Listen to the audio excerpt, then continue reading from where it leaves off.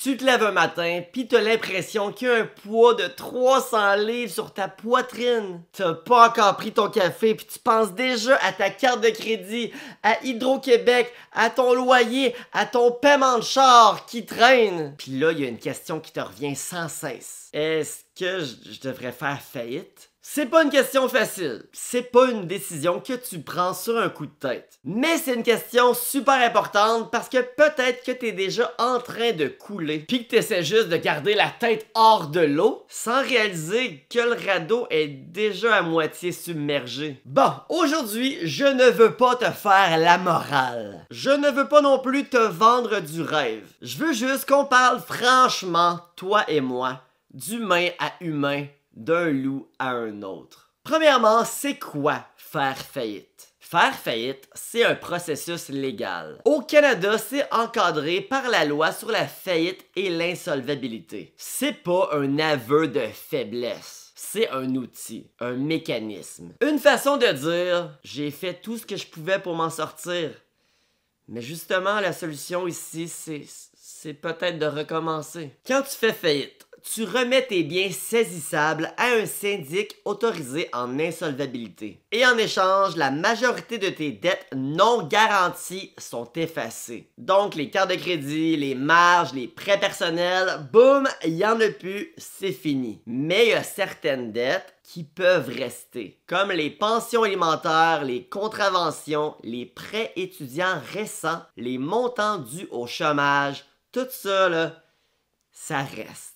Tu vas aussi devoir assister à des séances de consultation financière, fournir des rapports mensuels sur tes revenus et tes dépenses. Et ben oui, ton crédit, il prend une claque solide pour plusieurs années. Mais parfois, ce prix-là est bien plus petit que ce que tu vis présentement. Deuxièmement, pourquoi les gens font faillite au Québec? Je vais pas te sortir des chiffres super compliqués, mais en 2024, il y a des milliers de Québécois qui ont déclaré faillite ou qui ont fait une proposition de consommateur. Et c'était pas nécessairement des gens irresponsables. C'était des pères, des mères, des gens avec des jobs, des rêves, des ambitions. Mais la vie, parfois, ça se passe pas comme prévu. T'as perdu ta job, t'as vécu une séparation, t'as eu des problèmes de santé. Ou peut-être que, sans t'en rendre compte, t'as accumulé petit à petit plus de dettes que ce que ton revenu pouvait gérer. Puis là, t'es juste épuisé. Alors troisièmement, les signes que tu devrais y songer sérieusement à peut-être faire faillite. 1. Tu payes tes dettes avec d'autres dettes. Tu avances d'une carte à l'autre. T'as l'impression de contrôler. Mais en réalité, t'es juste en train de creuser plus creux. 2.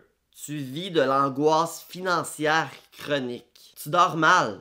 T'as le cœur qui bat vite en regardant tes relevés. Tu caches des choses à ton entourage. Tu vis dans le stress constant. 3.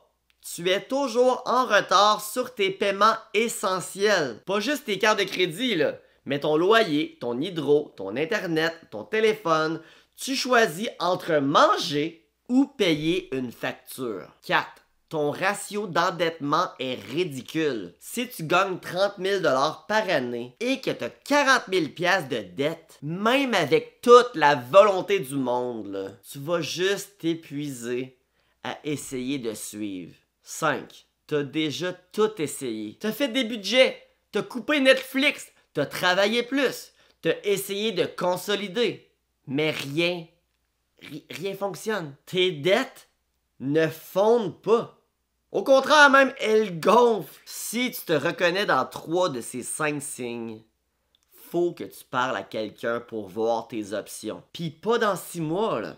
Maintenant. Et c'est pour ça que la commandite de cette vidéo est faite par Groupe Leblanc. Groupe Leblanc, c'est dette.ca. Parce que si t'es dans ce genre de situation, carte de crédit qui crie au secours, dette fiscale qui te donne des sueurs froides, ou je sais pas, justement, en fait, si toi-même t'es pas sûr de ta situation ou de tes options, Eux, je te garantis qu'ils vont savoir quoi faire. Parce que dans le domaine, ce sont des pros. Ils vont te montrer les solutions, même celles que tu n'as jamais entendu parler. Puis c'est pas juste pour les cas extrêmes comme on le voit présentement dans cette vidéo. Il y a des solutions légales avant la faillite. Pas besoin d'attendre de finir en pyjama sur le divan à pleurer. Le meilleur dans tout ça, avec Groupe Leblanc, la première consultation est 100% gratuite.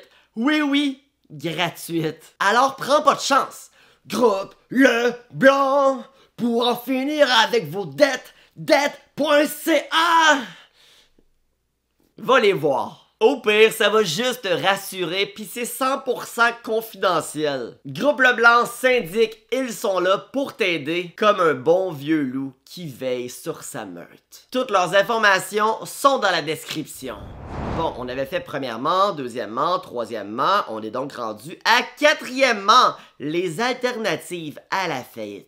La faillite, c'est pas la seule option. Avant d'y aller, il y a des chemins intermédiaires. En premier, il y a la proposition de consommateur. Tu offres de rembourser une partie de tes dettes et ce, sans intérêt. C'est encadré par un syndic, tu gardes tes biens et ton crédit est moins touché qu'avec une faillite. Ça te donne un peu d'air tout en restant dans le système. Exemple de proposition de consommateur. On a Jean-François, 38 ans, employé à temps plein dans un entrepôt. Il gagne 3200 $ net par mois. Puis il s'est ramassé 45 000 $ de dettes non garanties. Il y a 20 000 $ de dettes de carte de crédit, il y a 15 000 $ comme prêt personnel et il y a 10 000 $ sur une marge de crédit. Le problème ici, c'est que Jean-François paie déjà 950 $ par mois juste en paiement minimum. Et avec les intérêts, il n'arrive pas à réduire sa dette. Puis Jean-François,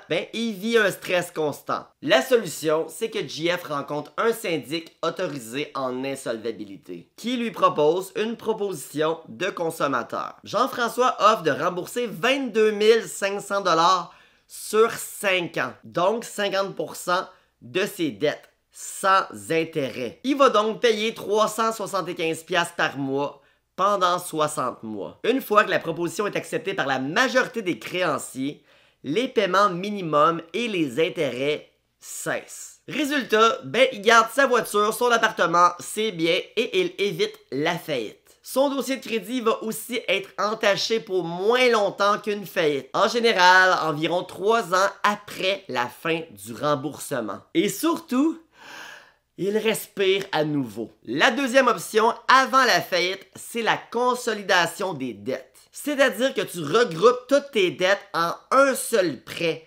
avec un taux d'intérêt plus bas. Mais pour ça, il faut que ton crédit soit encore correct et que ta banque accepte. En résumé, si ta cote de crédit est solide, attends-toi à environ 10% d'intérêt. Ça veut dire qu'il faut que tu agisses avant d'arrêter de payer puis de scraper ton crédit. Exemple, tu tombes malade, tu perds ta job, tu agis là, avant qu'il soit trop tard. La troisième option, c'est le redressement personnel. Tu coupes tout ce que tu peux dans tes dépenses. Tu t'imposes une discipline de moine. Mais soyons francs, si tu as 50 000 $ de dette à 20% d'intérêt, puis que tu gagnes 35 000 par année, t'auras beau être super organisé.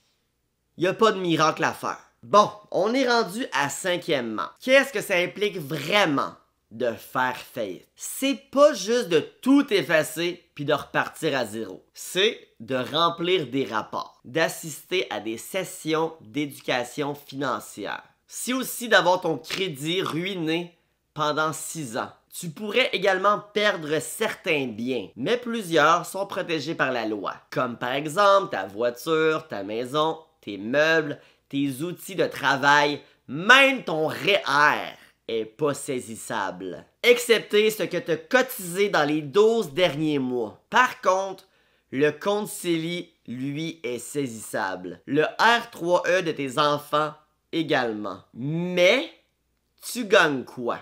La paix. Les appels cessent. Les poursuites s'arrêtent. Les intérêts tombent. Tu peux enfin respirer, bien dormir et recommencer. Sixièmement, ma réflexion de loup. Un loup pris dans un piège a deux choix. Il peut rester là, hurler, espérer que quelque chose change, mais il va finir par mourir. Ou il peut faire ce que la nature lui a appris, se libérer, même si ça fait mal, même si ça laisse une trace. Faire faillite, c'est pas glorieux. C'est pas ce que t'avais prévu quand t'as signé ton premier contrat de cellulaire. Mais c'est peut-être ce qu'il te faut pour survivre. Pas pour fuir, mais pour mieux revenir. Plus fort, plus lucide. Si dans ma vidéo tu te sens visé, t'as écouté jusqu'ici, ben t'es probablement en train de suffoquer. Peut-être que t'as encore de l'espoir. Peut-être que tu veux t'en sortir autrement. Mais t'as le droit de dire « Je suis à bout ».